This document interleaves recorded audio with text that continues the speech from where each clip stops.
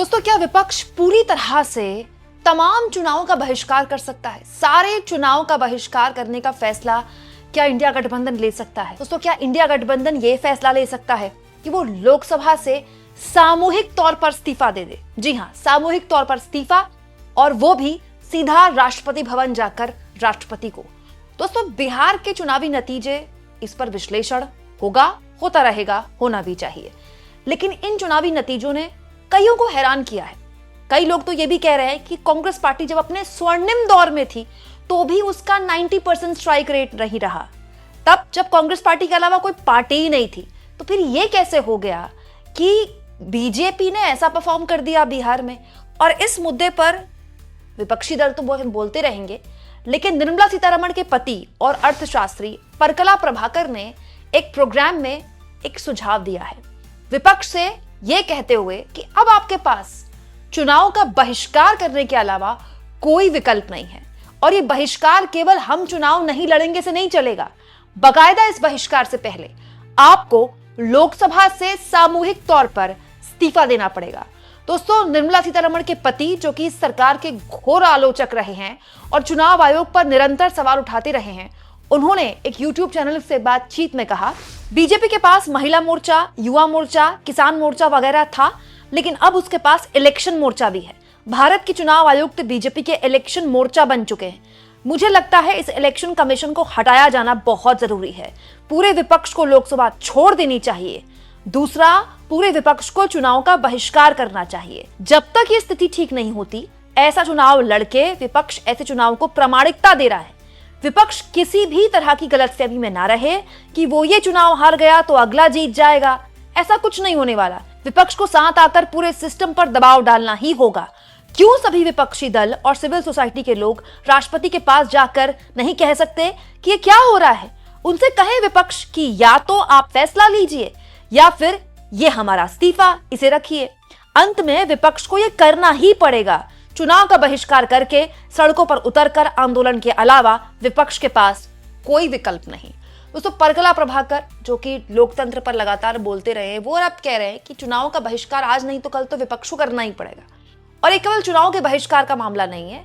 विपक्ष के पास जो सीटें हैं लोकसभा में, वो भी सामूहिक तौर पर जाकर तमाम सांसदों को विपक्ष के राष्ट्रपति के पास जाना पड़ेगा और राष्ट्रपति को इस्तीफा सौंपना पड़ेगा कि ये हमारी शिकायत है, या तो हमारी शिकायतों को एड्रेस कीजिए या फिर ये रहा हमारा इस्तीफा।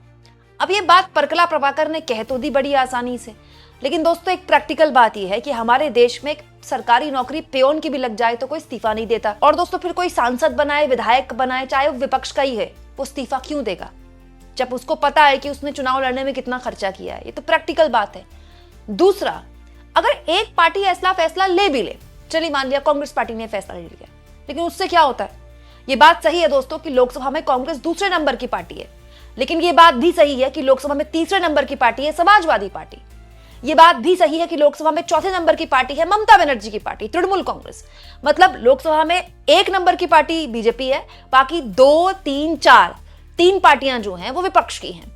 इन तीनों पार्टियों को, और उसके बाद एमके स्टालिन की पार्टी, तो ये चारों पार्टियां जो हैं, एमके स्टालिन की पार्टी, डीएमके, अखिलेश यादव की party, Samajwadi party, TMC, Mamata Banerjee की पार्टी, और राहुल गांधी और मल्लिकार्जुन खड़गे की पार्टी, कांग्रेस पार्टी।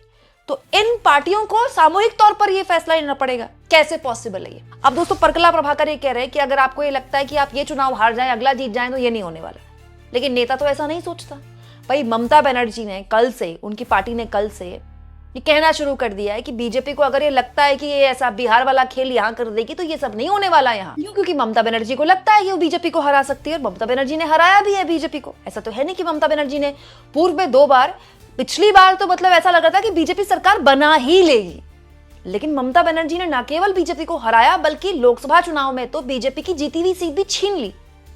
इसके अलावा एमके स्टालिन, अगले साल वहां भी चुनाव हो रहे हैं तमिलनाडु में, तो एमके स्टालिन कहेंगे कि बीजेपी का तो यहाँ कोई जनाधार भी नहीं है, बीजेपी का तो यहाँ गठबंधन है एआईएडीएमके से, और वो भी छोटे भाई की तरह है, तो मैं क्यों ना चुनाव लड़ूं? चुनाव ना लड़ना ये एक ऐसा फैसला है जो आसान फैसला नहीं है। तो जब चुनाव भी का बहिष्कार नहीं कर सकती पार्टियां इतनी आसानी से, तो फिर जीते हुए सांसदों और विधायक कैसे इस्तीफा दे देंगे? दूसरी बात दोस्तों, चुनाव नहीं लड़के भी एक बात है। चलिए मान लिया विपक्ष ने एकजुट होकर ये फैसला भी ले लिया कि चुनाव नहीं लड़ेंगे, तब उन पर तोहमत मारी जाएगी कि ये देखिए तो चुनाव लड़ने से पहले ही डर गए, डर के भाग गए। ठीक है, जैसे आप कहा जाता है कि देखिए हर बार हारते हैं तो हर बार ईवीएम का रोना रोते हैं। ठीक है, और अगर वो चुनाव लड़ते हैं तो उनके लिए कहा जाता है कि ये तो चुनाव भी लड़ते हैं, उसके बाद हार का ठीकरा चुनाव आयोग पर भी फोड़ते हैं। ये एक आप कहते हैं ना डेड एंड, दोस्तों एक ऐसी रोड होती है जिसका एंड हो जाता है, आगे ना यू टर्न होता है ना कोई रास्ता होता है, और आप गाड़ी को मोड़ भी नहीं सकते क्योंकि आगे जो है वो बंद हो गया मामला। ये है स्थिति विपक्ष की। लेकिन दोस्तों लोकतंत्र में रास्ते बनाने पड़ते हैं। जो बात परकला प्रभाकर ने कही, मैं उसका किसी भी तरह से समर्थन नहीं करती। मैं कभी नहीं चाहूंगी कि हमारे देश में ऐसे हालात हों कि चाहे विपक्षी दल हो या सत्ता में बैठे लोग हो, उनको राष्ट्रपति के पास जाकर गुहार लगानी पड़े, क्योंकि हमारे देश में संसद सर्वोपरि है, इसीलिए वो देश की सबसे बड़ी पंचायत है। हम भेजते हैं संसद में अपने सांसद ताकि वो लोकतंत्र को मजबूत करें। लेकिन परकला प्रभाकर ये भी कहते हैं कि ना केवल आप लोकसभा में इस्तीफा दीजिए लोकसभा से, बल्कि आप सड़क पर भी उतरिए। तो सड़क पर तो आंदोलन वैसे भी चल रहा है और यहां भी इंडिया गठबंधन को एक होना पड़ेगा। लेकिन आप एक होंगे कैसे, क्योंकि आपके चुनावी मतभेद अलग अलग हैं। अब देखिए लोकसभा चुनाव में आम आदमी पार्टी और कांग्रेस पार्टी ने गठबंधन के साथ चुनाव लड़ा, लेकिन नहीं हुआ दिल्ली में कुछ। अब पंजाब में दोनों एक दूसरे के आमने सामने हैं। पंजाब में तो बीजेपी बहुत बड़ी ताकत भी नहीं है, लेकिन पंजाब में अब कांग्रेस और आम आदमी पार्टी आमने सामने है। अब पश्चिम बंगाल में देख लीजिए, पश्चिम बंगाल में कांग्रेस बहुत कमजोर हो चुकी है, ना के बराबर है भाई, लेकिन कांग्रेस पार्टी लड़ेगी चुनाव, और कांग्रेस पार्टी लड़ेगी तो ममता बनर्जी के खिलाफ प्रचार करेगी।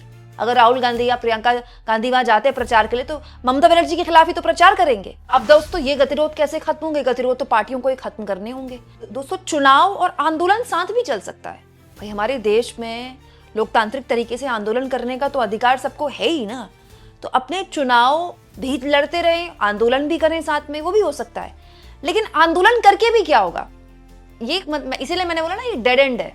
क्योंकि अगर आप सड़क पर लोगों को कहेंगे कि देखिए ये वोट चोरी करके सरकार बनाते हैं, तो अगला सवाल आप ही का समर्थक आपसे पूछेगा तो मत लड़िए चुनाव। और अगर आप चुनाव नहीं लड़ते हैं तो चुनाव तो होंगे, इसी सिस्टम के तहत होंगे, तो फिर तो जो सीटें आपकी इक्का दुक्का आ रही हैं वो भी नहीं होंगी, फिर तो क्लीन स्वीप होगी, क्योंकि चुनाव ही नहीं हो रहे, क्योंकि आप चुनाव में हिस्सा ही नहीं ले रहे। तो ये एक ऐसी स्थिति है जिसमें एक बड़ी विकट स्थिति है। हालांकि मैं ये मानती हूं कि कोई भी विपक्षी दल, ये तो परकला प्रभाकर हैं, ये तो किसी विपक्षी दल से हैं भी नहीं, ये तो अर्थशास्त्री हैं, चुनाव पर बोलते रहे हैं। लेकिन कोई भी पार्टी अगर ये कहती है कि चुनाव आयोग की गलती है या चुनावी सिस्टम में खामी है, तो दोस्तों तब ये बात मानी जाएगी जब ये देखा जाएगा कि चुनाव में क्या उस पार्टी ने 100% अपना एक तरह से अपने आप को झोंका। भाई दिल्ली में आम आदमी पार्टी के लिए मैं ये बात बोल सकती हूँ कि वो चुनाव हार गए, लेकिन आम आदमी पार्टी ने लड़े कम से कम। वो दोस्तों इलेक्शन कमीशन की मैं बहुत तगड़ी फैन नहीं हूं। इलेक्शन कमीशन जो कर रहा है सबके सामने है, और इलेक्शन कमीशन जिस तरह से विपक्ष को ट्रीट करता है, विपक्ष के सवालों को दरकिनार करता है, वो भी सबके सामने है, और वो अपने आप में शक पैदा करता है, खुलेआम झूठ बोलता है इलेक्शन कमीशन। लेकिन चुनाव आयोग पर उंगली उठाने से पहले विपक्ष को यह भी समझना पड़ेगा कि 3 उंगलियां उसकी तरफ भी जा रही, उनको भी एड्रेस करना पड़ेगा। दोस्तों आप इस मुद्दे पर क्या सोचते हैं कमेंट बॉक्स में जरूर लिखें, और जितना हो सके चैनल को शेयर भी करें और सब्सक्राइब भी।